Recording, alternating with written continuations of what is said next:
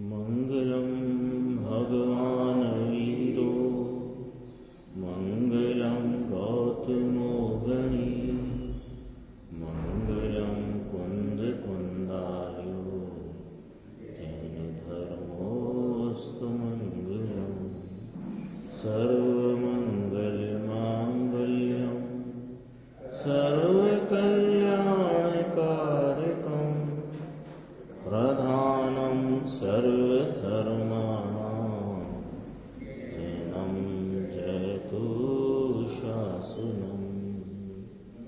मैं नमो तीर्थनायक को, नमो ओंकार वाणी को, नमो उन कुंद प्रभु को जिन्होंने ओंकार धारण की। अहो उपकार जिनवर का, कुंद का दिव्य वाणी का, जिन कुंद ध्वनि गाता उन कहान स्वामी का। नमियूण जिणम वीरम अनंत वर्णान दंसन साहावम बोक्षामीयम सारम केवली शुद्ध केवली भणिदम। नियम सारजी परमागम ग्रंथ के परम आलोचना अधिकार में अपना ये अधिकार प्रारंभ हुआ ही है। एक गाथा 107 नंबर की अपन ने स्वाध्याय हुई, 152 नंबर का कलश और उसके बाद 108 नंबर की गाथा है, पेज नंबर 288। गाथा सूत्र है, अपन पाठ करते हैं। आलोयणमालोक्षण वियडिकरणं च भावशुद्धिय चौविहमिह परिकह्यम् आलोयण लक्षणं समये आलोचनानुरूप चौविध वर्णव्यूछे शास्त्रमा आलोचना आलुंचना अविकृतिकरण शुद्धता। टीका की प्रथम लाइन में अपन इसके उत्थानिका को देखते हैं। यह आलोचना के स्वरूप के भेदों का कथन है। आलोचना, परम आलोचना यानी परम निश्चय आलोचना, आत्म स्वरूप को आलोचना का पिछली गाथा में आ गया ना कि जो दोष हैं कौन से परिणति में होते हुए रागादि दोष, उनको देखकर जानकर छोड़कर स्वरूप में गुप्त हो जाना, मन वचन गायत्र गुप्ती से गुप्त हो जाते हैं, तो वह स्वरूप की गुप्ती रूप जो परिणति है उसका नाम आलोचना है। व्यवहार आलोचना तो पहले आ गया वर्णन कि कोई प्रकार का अपने भूमिका के योग्य रहते विकल्पों में कोई प्रकार का दोष लगता है कदाचित, तो उसको गुरु की साक्षी में जाकर दोष कहना, उसका प्रायश्चित आदि लेना, ये आलोचना व्यवहार आलोचना है। वो विकल्पात्मक वृत्ति है, वो वास्तव में दोष रूप भाव है। और निश्चय परम आलोचना, ये तो परम आलोचना का स्वरूप चल रहा है ना, तो परम आलोचना यानी जो रागादि दोष रहित, जो रागादि के दोष परिणति में हैं, उनको देखकर जानकर उनसे रहित अपने स्वरूप में गुप्त हो जाने का नाम आलोचना है। इसके 4 प्रकार इस सूत्र में आचार्य परमात्मा कुंद कुंद भगवान ने कहे, तो नाम इसमें आए हैं आलोचन, आलुंछन, अविकृतीकरण और भाव शुद्धि। देखो अन्वयार्थ है। अब आलोचना का स्वरूप तो कहते हैं आलोचन, आलुंछन, अविकृतीकरण और भाव शुद्धि। चतुर्विधम, ऐसे 4 प्रकार का शास्त्र में कहा गया है आलोचना का स्वरूप। टीका है, देखो इसमें नीचे फुटनोट पढ़ लेते हैं तो ये चारों शब्दों के अर्थ अपने सामने आ जाएंगे। देखो भगवान ये पोते पोताना दोषो, यानी स्वयं स्वयं के दोष को सूक्ष्मता से देख जाना अथवा गुरु के पास अपने दोषों का निवेदन करना, ये व्यवहार आलोचन है। निश्चय आलोचन का स्वरूप 109वीं गाथा में कहने में आएगा। पहला शब्द आया था ना आलोचन, तो आलोचन की व्याख्या यहां पर करी आलोचन शब्द की। तो पहले कहा कि अपने कोई प्रकार के दोष पड़ते हैं तो उन दोषों को सूक्ष्मता से देखकर गुरु के पास जाकर दोषों को बताते हैं और उनका निवेदन करते हैं। इसका नाम तो व्यवहार आलोचना है। लेकिन निश्चय आलोचना क्या है, जो पूर्व की गाथा में कही जा चुकी है और 109 नंबर की गाथा में पुनः कहेंगे। देखो अब आया दूसरा शब्द आलुंछन, दोषों का आलुंचन। आलुंचन, लुंचन माने उखेड़ देना, तो कहते हैं आलुंछन का अर्थ है उखेड़ देना। वह परिणति में जो अभी भूमिका प्रमाण में रागादि दोष चल रहा है उसे उखेड़ देना, उसको उखाड़ देना। ये उखाड़ देना शब्द का प्रयोग आचार्यों ने बहुत किया है ना, प्रवचन सार में भी किया कि ये जो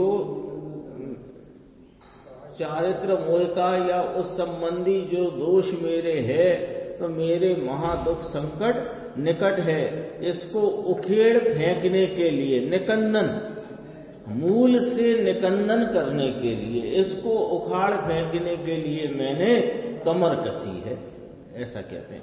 यहां भी वो कहते हैं आलुंछन, यानी उखेड़ देना। किसको उखेड़ देना, यहां समझना ये ना, किसको उखेड़ देना, किसको उखाड़ कर हटा देना। कि परिणति में जो भूमिका प्रमाण में जो अभी एक संजुलन कषाय का उदय शेष है, उस संबंधी जो दोष आदि भाव उत्पन्न हो रहे हैं राग रूप विकार रूप, उनको उखाड़ फेंकना। उनको उखाड़ फेंकना माने अपने स्वरूप का इतनी उग्रता से आलम्बन लेना कि वे उत्पन्न ही ना हो। इसका नाम आलुंछन। तीसरा शब्द अविकृतीकरण, विकार रहित करना वह, विकार रहितता करना वह, वो भी वही अर्थ है। जो परिणति में विकार है उससे रहित होकर निर्विकार परिणति में वर्तन करना, इसका नाम है अविकृतीकरण। चौथा आया भाव शुद्धि, भावों को शुद्ध करना। तो भाव कैसे शुद्ध होंगे, वो स्वरूप, शुद्ध स्वरूप के आलम्बन में जो परिणति वर्त रही है उग्रता से, वही शुद्ध है, वही भाव की शुद्धि है, भाव शुद्ध। कुल मिलाकर के नाम कितने आए, 4। आलोचन, आलुंछन, अविकृतीकरण और भाव शुद्धि। चारों के 4 प्रकार के नाम लेकर के जो विकार को दूर करने की और निर्विकारता की प्राप्ति की, अर्थात निर्विकार स्वरूप के आलम्बन पूर्वक गुप्त होने का नाम आलोचना है। कुल मिला के बात ये आई है ना। अब इसकी अपन टीका देखते हैं। टीका में ये 4 भेदों का वर्णन टीकाकार मुनिराज ने न किया, बल्कि उन्होंने ये 4 प्रकार के भेदों का आगे की गाथाओं में जो स्वरूप कहा जाएगा उसकी भूमिका रूप यहाँ बात करी, और ये 4 प्रकार का जो स्वरूप आगे आगे आएगा वो उस गाथा के संदर्भ में भी मुनिराज टीकाकार चर्चा करेंगे। देखो, भगवान अरहंत के मुखार बिंद से निकली हुई, है ना, कौमा लगा है। तो यहां अपन मिला लेते हैं किसकी बात, कि दिव्य ध्वनि, है ना, दूसरी लाइन का अंतिम शब्द है ना, जो दिव्य ध्वनि। तो ये पूरी बात किसके लिए कही गई, भगवान अरहंत के मुखार बिंद से निकली हुई जो दिव्य ध्वनि, ठीक है ना। वह दिव्य ध्वनि कौन है, कि श्रवण के लिए आई हुई सकल जनता को श्रवण का सौभाग्य मिले, ऐसी है दिव्य ध्वनि। पहले कहा भगवान अरहंत देव सर्वज्ञ परमात्मा, उनके मुखारविंद, कहने में आता है मुखारविंद, यूं तो वाणी सर्वांग से निकलती है। मुखारविंद एक कहने की पद्धति, शैली, भाषा है। भगवान अरहंत के मुखारविंद से निकली हुई जो दिव्य ध्वनि, तो वह दिव्य ध्वनि क्या है, कि जो सुनने के लिए आए हैं ऐसी सकल जनता को श्रवण का सौभाग्य मिले, ऐसी है वह दिव्य ध्वनि। यानी सौभाग्यशालियों को मिलती है दिव्य ध्वनि, ऐसा सौभाग्यशालियों को मिलती है दिव्य ध्वनि, ऐसा कहा। तीसरी बात, सुंदर आनंद से अंधी, यानी सुंदर आनंद झरता है किसमें, कि वह अनअक्षरात्मक दिव्य ध्वनि, सुंदर आनंद रूप झरती हुई, जिसके श्रवण मात्र से जीव की परिणति में आनंद का फुआरा चलता है, आनंद का झरना बहता है। आनंद सेयंदी लिखा है ना, ये शब्द लिया, आनंद सेयंदी का अर्थ है आनंद झरता हुआ, सेयंदी माने झरना। तो आनंद का झरना है जिसमें, ऐसी वह सुंदर आनंद झरती हुई अनअक्षरात्मक, यहां क्या अनअक्षरात्मक है, ओमकार रूप है, उसमें कोई आत्मा, परमात्मा, अनात्मा, राग, द्वेष, गुण स्थान, मारना स्थान, ये कुछ नहीं होता, ये शब्द नहीं होते वहां। तो ओमकार ध्वनि अनअक्षरात्मक, कान में जिसके पड़े वह सौभाग्यशाली, और जिसके कान में पढ़कर उसका अर्थ अंतरंग में बहे, उसके सुंदर आनंद झरता है, ऐसी वह कहते हैं कि वह दिव्य ध्वनि कोई अद्भुत है, अलौकिक है। हाँ, वो नीचे उनने फिर उसमें लिया, देखेंगे। यहां तक अनक्षरात्मक कहा, यहां तक 2 लाइन में कितनी बात कही, इसमें कितनी बात सिद्ध हुई। अंशी देखो क्या सिद्ध हुआ, कि जो दिव्य ध्वनि है वह भगवान अरहंत जो वीतरागी हैं, सर्वज्ञ हैं, उनके मुखारविंद या उनके निमित्त से ही प्राप्त होती है, एक बात। दूसरी बात, ये सौभाग्यशालियों को कान में पड़े, ऐसी है। तीसरी बात, अनक्षरात्मक है और सुंदर आनंद को देने वाली है। कौन, के वह दिव्य ध्वनि। अब कहते हैं उस दिव्य ध्वनि के परिज्ञान में कुशल कौन है, कि गणधर भगवान। जो भगवान सर्वज्ञ देव अरिहंत परमात्मा वीतरागता के से परिपूर्णता के भाव में वर्तते हुए, जो सर्वज्ञ देव, उनकी दिव्य ध्वनि अनक्षरात्मक है, सुंदर आनंद देने वाली है, और जिनको श्रवण के लिए मिले वे सौभाग्यशाली हैं, अर्थात सौभाग्यशाली को ही वह श्रवण करने मिलती है। ऐसी वह दिव्य ध्वनि, उसके परिज्ञान में कुशल कौन है। तो टीकाकार मुनिराज कहते हैं, चतुर्थ ज्ञान धर, यानी मन पर्यय ज्ञानधारी, गौतम महर्षि, गौतम स्वामी को लिया। हाँ, क्योंकि शासन किसका चलता है? महावीर भगवान का। उस अपेक्षा से गौतम स्वामी का नाम लेकर उन्हें याद किया। देखो, चतुर्थ ज्ञान धर, मन पर्याय ज्ञान के धारी है। 4 ज्ञान होते ना, तो चतुर्थ ज्ञान धर में चारों ज्ञान समाहित हो गए।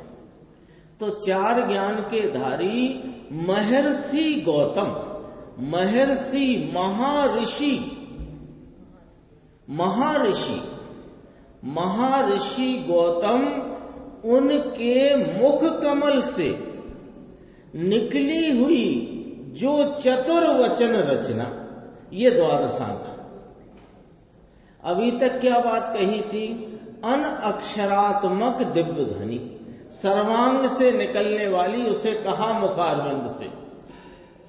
तो सर्वज्ञ के द्वारा ही वह दिव्य ध्वनि निकलती है, आनंद देने वाली है, सौभाग्यशालियों को मिलती है, अनक्षरात्मक है।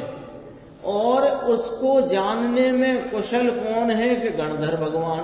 तो यहां गौतम स्वामी को याद किया कि 4 ज्ञान के धारी महर्षि गौतम के मुख कमल से, वहां भी मुखार बिंद कहा था, मुख अरविंद, मुख अरविंद कहा था, यहां मुख कमल कहा, एक ही बात है। तो ये तो पद ब्रह्मधारी भाषा में कोई बहुत जबरदस्त प्रवीणता है पद ब्रह्मधारी देवताओं। देखो, अब कहा चतुर्वचन रचना। ये वचन रचना कौन करता है? कि गणधर भगवान। सर्वज्ञ देव की दिव्य ध्वनि अनक्षरात्मक सर्वांग से ओमकार रूप निकलती है। उसके परिज्ञान में कुशल होते हैं गणधर भगवान, और वे अंतर मुहूर्त में उस दिव्य ध्वनि के भाव की द्वादशांग रूप वचन रचना कर सके, करते हैं। ऐसी उनके 4 ज्ञान प्रकट हुआ है, उसमें उस ज्ञान की सामर्थ्य ऐसी। सब बात आ गई है इसमें टीका में। देखो, अब क्या है उस वचन रचना में? उसे हम कहते हैं द्वादशांग रूप जिनवाणी। वह द्वादशांग रूप जिनवाणी में क्या है कि उसके गर्भ में रहे हुए हैं राधांत आदि, यानी सिद्धांत आदि।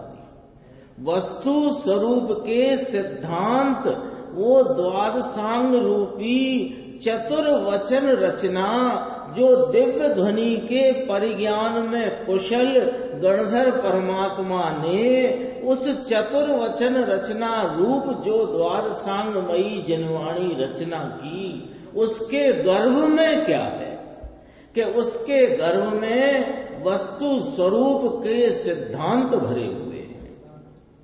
वस्तु स्वरूप के को अपन यदि संक्षेप में कहें तो 6 द्रव्य, 7 तत्व, 9 पदार्थ, इनका सब कुछ सिद्धांत उन जिनवाणी में उस चतुर्वचन रचना रूपी द्वादशांग में भरा हुआ है। कोई टीका में इतनी मधुरता है और इतनी सिद्धांत रूप टीका है। देखो, समस्त शास्त्रों के गर्भ में रहे हुए सिद्धांत आदि, इसका नाम यहां एक और आया, राधांत। सिद्धांत का नाम राधांत है। सिद्धांत आदि समस्त शास्त्रों के अर्थ समूह के सार सर्वस्व रूप शुद्ध निश्चय परम आलोचना के 4 भेद है। लो, अब इधर से चलो, ये कौन सा अधिकार चलता है? परम आलोचना अधिकार। तो यहां किसका स्वरूप बताया जा रहा है? शुद्ध निश्चय परम आलोचना का स्वरूप इस अधिकार में बताया जाता है। सो यह शुद्ध निश्चय परम आलोचना कौन है, क्या है? कि ये समस्त शास्त्रों के अर्थ समूह का सार सर्वस्व है। कहां से बात मिलाई है टीकाकार मुनिराज ने। अरिहंत परमात्मा सर्वज्ञ देव जिनके निमित्त से प्राप्त वह अनअक्षरात्मक सबको आनंद देने वाली सौभाग्यशाली भव्य जीवों के कान में पड़ने वाली ऐसी वह जो जिनवाणी है, उसके निमित्त से जो गणधर भगवान उसके परिज्ञान में कुशल हैं, उन्होंने जो वचन रचना रूप द्वादशांग की रचना जिनवाणी करी, उस जिनवाणी रूप द्वादशांग रूप जिनवाणी में क्या है कि उसमें वस्तु स्वरूप के सिद्धांत रहे हैं। और वस्तु स्वरूप के सिद्धांत रूप जो वचन है उनको शास्त्र कहा। शास्त्र किसे कहा कि जो वस्तु स्वरूप के सिद्धांतों को, उनके अर्थों को समेटी हुई जो वचन रचना है उसका नाम शास्त्र है। और शास्त्रों का जो अर्थ समूह है उसका सार सर्वस्व क्या है अथवा सर्वस्व सार क्या है, उस शास्त्र का सर्वस्व सार यानी शास्त्र में सार क्या है कि उसमें सार में सार है शुद्ध निश्चय परम आलोचना।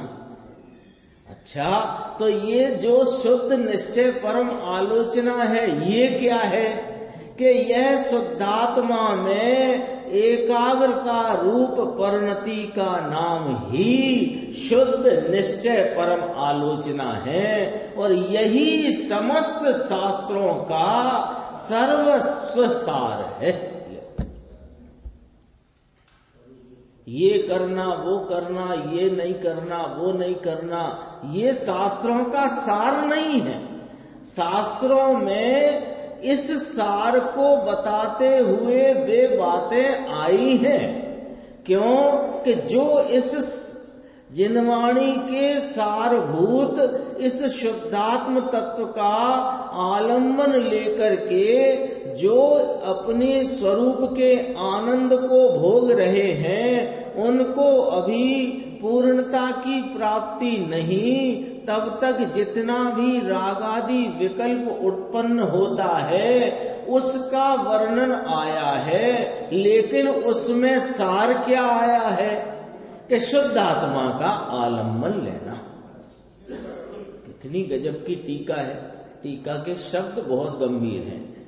तो कहते हैं 4 भेद हैं। यहां तो सिर्फ इतनी सूचना करी कि शुद्ध परम आलोचना किसे कहना और उसके भेद कितने हैं कि 4 भेद हैं। यद्यपि कि सूत्रकार आचार्य कुंद कुंद भगवान ने 4 नाम दिए इसमें, आलोचन, आलोचन, अविकृतिकरण और भाव शुद्धि।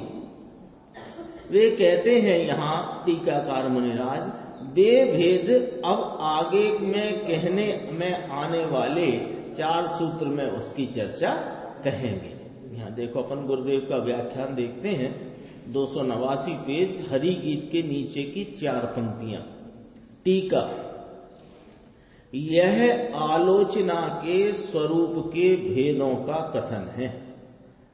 आत्मा सिवाय पर वस्तु कैसी है इसको देखना, जानना, ये जानने के विषय है।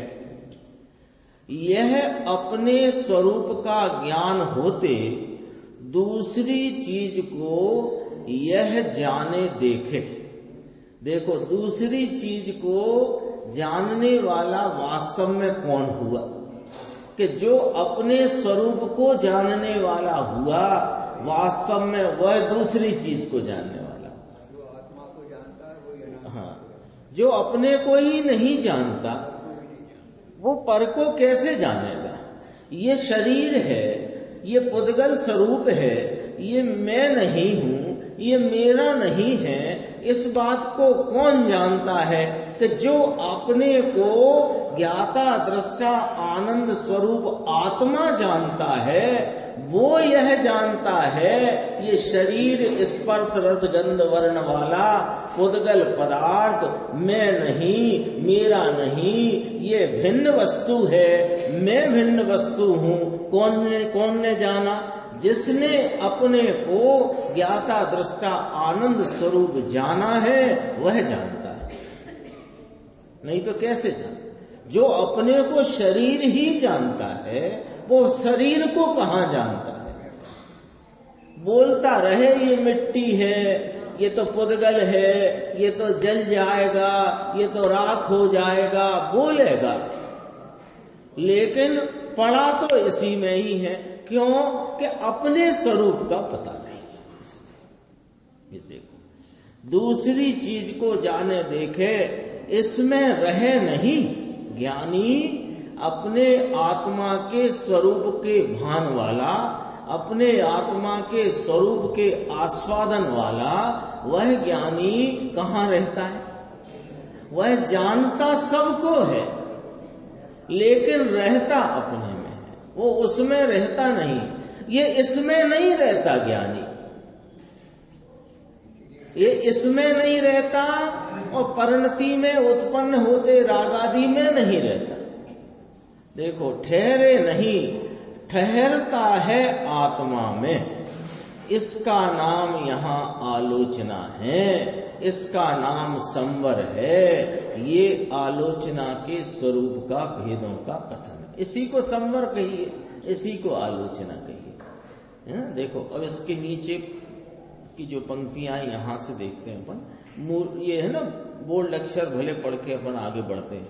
भगवान अरहंत के मुखार विंद से निकला हुआ, भगवान अरहंत के मुखार विंद से निकले हुए, श्रवण के लिए आए हुए सकल जनता को श्रवण का सौभाग्य मिले, ऐसा। फिर नीचे देखो, सौभाग्य मिले ऐसा सुंदर आनंद से अंधी, सुंदर आनंद झरता, अन अक्षरात्मक जो दिव्य ध्वनि। सुंदर आनंद झरती वाणियों दिव्य ध्वनि।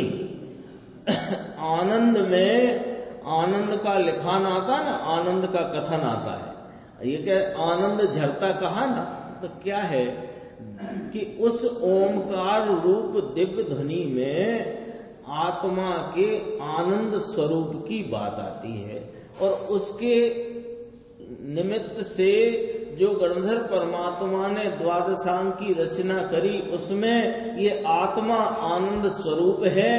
आनंद की प्राप्ति का मार्ग क्या है और पूर्ण आनंद किसको है, ये चर्चा आई कि नहीं आई, उसकी बात कहते हैं। आनंद का लिखान आता है, आनंद का कथन आता तो यहाँ आता। हाँ, उसमें आता ना, वाणी की बात करते तो वाणी में आनंद झरता, तो उसको सुनने से, अपने स्वरूप को जानने से आनंद झरता है, ऐसा कहते हैं। आनंद का लखान आवे, आनंद का लखान आवे, आनंद तो यहाँ आता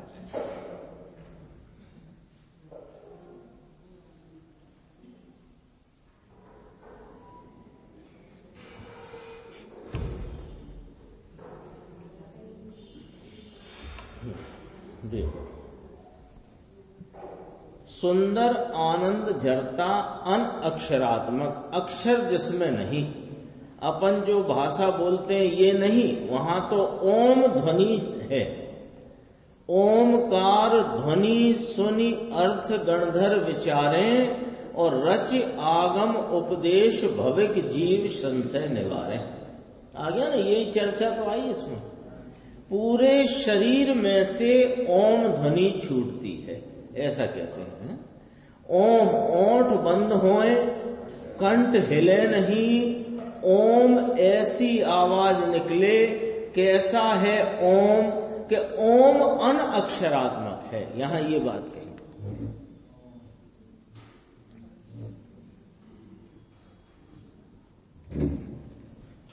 ओम अन अक्षरात्मक है, अक्षर स्वरूप नहीं। ओम ये अन अक्षर है। ओम में कौन सा अक्षर आया, अक्षर नहीं है। ओम अनक्षरात्मक है। ऐसी दिव्य ध्वनि, ऐसी भगवान की दिव्य ध्वनि, साक्षात तीर्थंकर त्रिलोकनाथ परमात्मा की दिव्य ध्वनि आवाज। गुरुदेव कहते हैं दिव्य ध्वनि, ध्वनि माने आवाज, प्रमुख आवाज। जगत में कोई आवाज प्रमुख से प्रमुख आवाज है तो वह दिव्य ध्वनि है, ऐसा कहा। आगे देखते हैं, अगला पेज है 290, नीचे से दूसरा पैराग्राफ। स्वयं उसके परिज्ञान में कुशल, दिव्य ध्वनि के परि यानी समस्त प्रकार से ज्ञान में कुशल। ऐसे ज्ञान में कुशल कौन है कि चतुर्थ ज्ञान धर। चतुर्थ ज्ञान धर माने चार ज्ञान के धरने वाले। मन पर्यय ज्ञानधारी, मति ज्ञान, शुद्ध ज्ञान, अवधि ज्ञान और मन पर्यय ज्ञान, ये चार ज्ञान के धरने वाले कौन कि गौतम महर्षि के मुख कमल से निकली हुई, गौतम महर्षि संत मुनि इनके मुख कमल से निकली हुई जो चतुर वचन रचना, गौतम स्वामी ने रचना करी ना, ये जो जिनवाणी अपने पास अभी उपलब्ध है, ये गौतम प्रभु की रचना की हुई द्वादशांग में से आई हुई। ओम ध्वनि सुनी अर्थ गणधर विचारे, रचि आगम उपदेश, वाणी में से दिव्य ध्वनि में से आगम रचते हैं। और यह आगम सुनकर के जो भव्य जीव हैं वे संशय निवारते हैं। इसका क्या अर्थ हुआ? संशय क्या है? जो अनादि से जीव राशि है संसार में, उसको आत्मा के स्वरूप का पता नहीं है, तो वह उसको आत्मा के संदर्भ में, आत्मा के संबंध में अथवा स्वयं के संबंध में भ्रांति है, संशय है। तो वह भ्रांति और संशय कैसे दूर होगा? अपन किसी अनजान स्थान पर जाएं और वहां कहीं पहुंचने का या किसी जगह का अपने को मालूम नहीं है, तो अपने को उस संबंध में, उस जगह के संबंध में संशय है, भ्रांति है, अज्ञान है। तो वह कैसे मिटता है?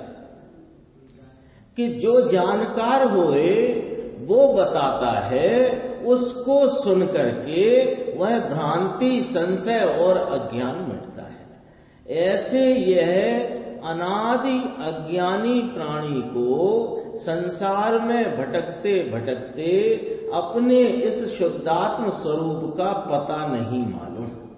इसको शुद्धात्म स्वरूप का रूप स्वरूप क्या है ये भी नहीं मालूम। तो इसको अपने स्वरूप के संबंध में संशय, भ्रांति और अज्ञान चल रहा है। ये कैसे मिटे?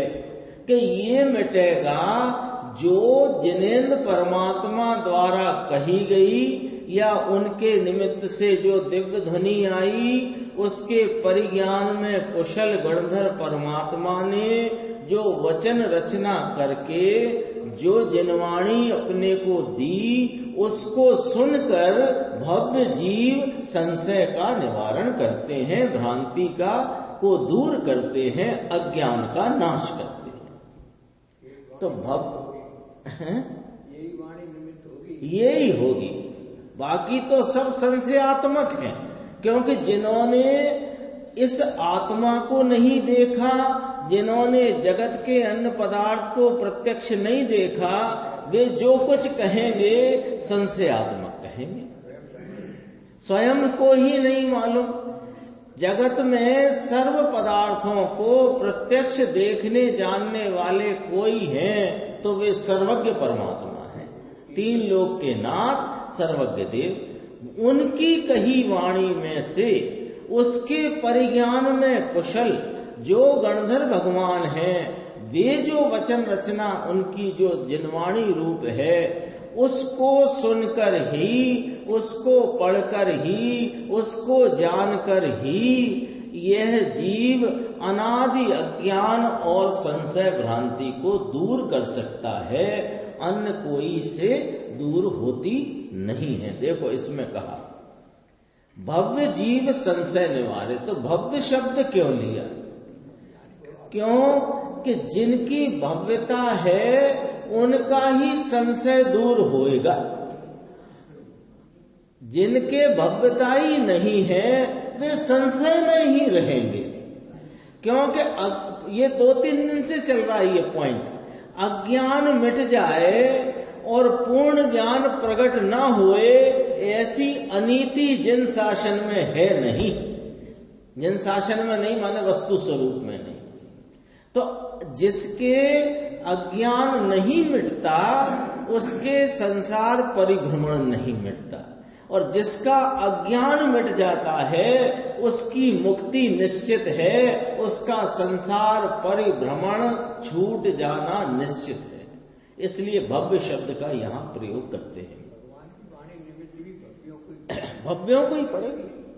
ऐसे जो गौतम महर्षि के मुख कमल से निकली हुई जो चतुर्वचन रचना, उसके गर्भ में रहे हुए राद्धांत आदि सिद्धांत आदि, इनकी वाणी में रहे हुए सिद्धांत, द्रव्यान योग आदि के सिद्धांत इनकी वाणी में रहे हैं। जिनेन्द्र परमात्मा की वाणी में रहा है। द्रव्य किसे कहते हैं, द्रव्य का क्या स्वरूप है, द्रव्य गुणात्मक है तो गुण का क्या स्वरूप है, अथवा गुणों का क्या स्वरूप है, पर्याय किसे कहते हैं, पर्याय का क्या स्वरूप है, जीव के कौन सी पर्याय स्वभाव रूप है, कौन सी पर्याय विभाव रूप है, ये सिद्धांत कहाँ है, जनवाणी में। एक समय में कौन देख सकता है? एक एक ही समय में उत्पात व द्रव्य घटित होते हैं। ये चर्चा आ गई है प्रवचन सार में, बहुत विस्तार में आई है। जो वस्तु सिद्ध हो गई है, देखो सिद्धांत की परिभाषा देखो अंशी, सिद्धांत शब्द आता है। सिद्धांत का अर्थ क्या कि जो वस्तु सिद्ध हो गई है, सिद्ध है, सत्य है, बराबर है, बराबर माने जैसी है वैसी, उसके बात को निरूपित करता हुआ जो भाव है, जो शब्द है, उसका नाम सिद्धांत है। सिद्धांत आता ना शब्द, सिद्धांत, ये तो सिद्धांत की बात है। तो सिद्धांत की बात का अर्थ क्या कि जो वस्तु सिद्ध है, सिद्ध है क्या कि ये पुद्गल है और मैं चेतन हूं, ये चेतनता सिद्ध है।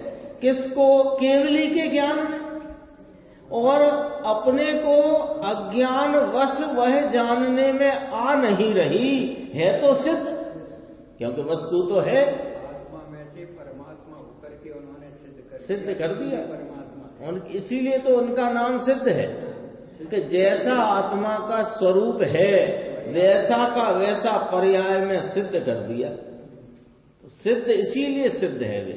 तो वो जो वस्तु सिद्ध हुई, वस्तु में क्या 6 द्रव्य हैं, 6 द्रव्य को 2 कर दो, चेतन अचेतन।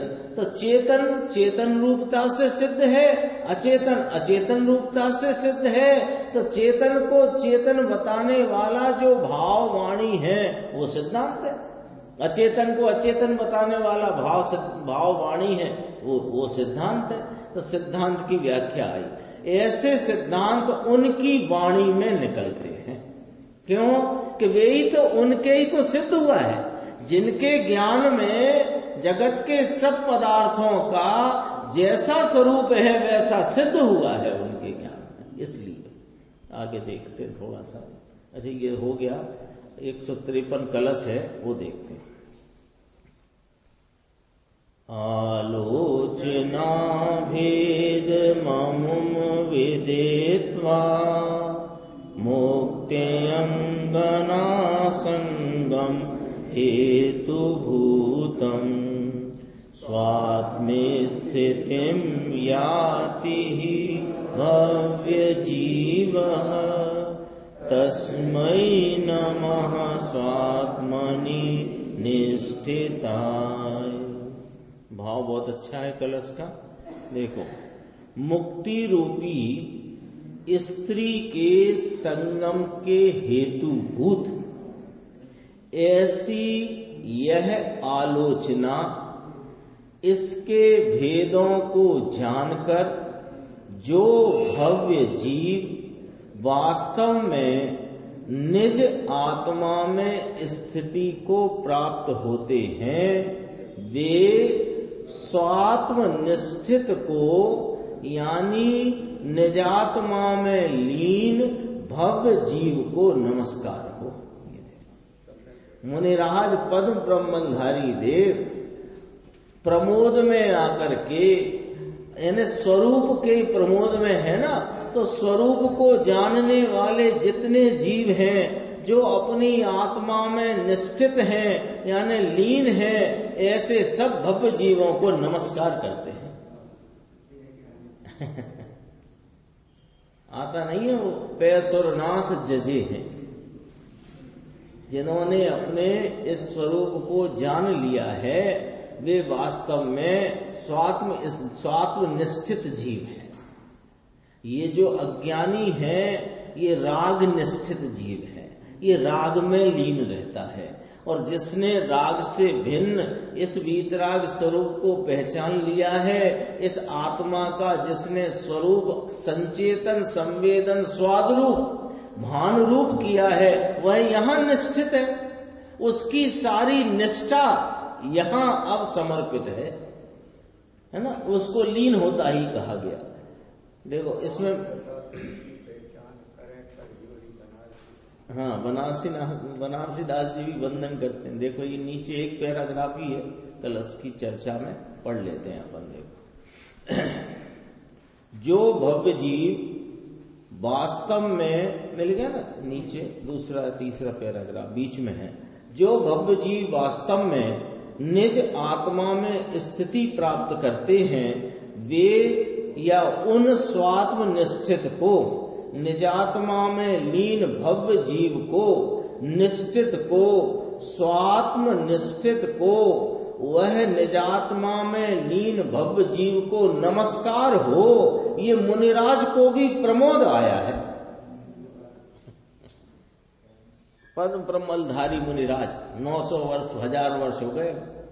ये 900 वर्ष गिनते हैं, 60 वर्ष तो इसी को है। क्योंकि पंचम काल में सम्यक दर्शन प्राप्त करना कोई कलियुग नहीं है और वो अप्रतिहति होगा नियम से। अरे हुआ सो हुआ, और फिर शंकर रखना क्या कहते हैं, जो कोई अंतर आत्मा आनंद स्वरूप इसमें जो स्थिति को प्राप्त हुए हैं और इसके हेतुभूत आलोचना करके निज आत्मा में स्थिति प्राप्त करते हैं। आलोचना का अर्थ ही स्वरूप स्थिति है। स्वरूप गुप्तता का नाम ही आलोचना है। प्रतिक्रमण कहो तो स्वरूप गुप्त, प्रत्याख्यान कहो तो स्वरूप गुप्त, आलोचना कहो तो स्वरूप गुप्त, भक्ति कहो तो स्वरूप गुप्त। यहाँ तो एक ही नियम है और उसके ही अनेक प्रकार से यहाँ वर्णन है। देखो इसके हेतुभूत आलोचना करके निज आत्मा में स्थिति प्राप्त करते हैं, उनको हमारा नमस्कार। अलौकिक बात है, यहाँ शुभ की तो इसमें बात भी नहीं आई। बात ही इसमें बात करने की जरूरत नहीं है, क्योंकि जो विकार रूप भाव है उसकी चर्चा करने की जरूरत क्या है। जो निर्विकारी तत्व है, जिसके आलम्बन से ये विकार टल जाता है, उसकी बात करो ना। ये कहते हैं, देखो बात है ये आई कि सुकृत है ये संसार का कारण है। कितने ही पंडित यह कहते, पंडितों लिखा है ना, कितने ही पंडितों माने विद्वान अथवा व्याख्याताकार या कि पंडित बहुवचन आ गया। कितने ही पंडित ये कहते हैं कि जरा शुभ करो। चरणान योग में इसका करने का आता है, ये करने का कहा है। ये जो चरणानी योग में पंडित लोग क्या कहें, ये करो, देखो जिनवाणी कहती है ये करो।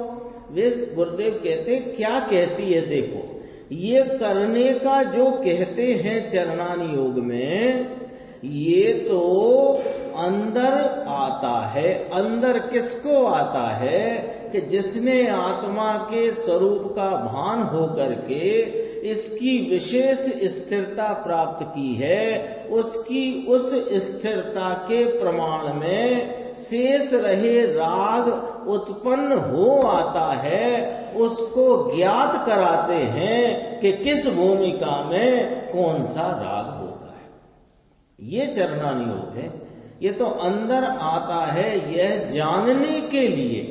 अब जानना भी क्यों, उसका भी देखो यशवंत भाई क्या शब्द डाला, ये जानने के लिए क्योंकि व्यवहार ने जानने के लिए कहा है। व्यवहार से जाना हुआ प्रयोजनमान है, 12वीं गाथा कहती है ना। तो ये जानना भी क्यों, ये व्यवहार को व्यवहार से जानना। व्यवहार है ये रागादि भाव है, इसे व्यवहार आरोप देकर व्यवहार कहा, ये व्यवहार है। इसे व्यवहार से जानना माने ये निश्चय स्वरूप नहीं है, ऐसा जानकर निश्चय को निश्चय से जानना, इसका नाम इसको व्यवहार से जानना। व्यवहार से जानने के लिए कहा है।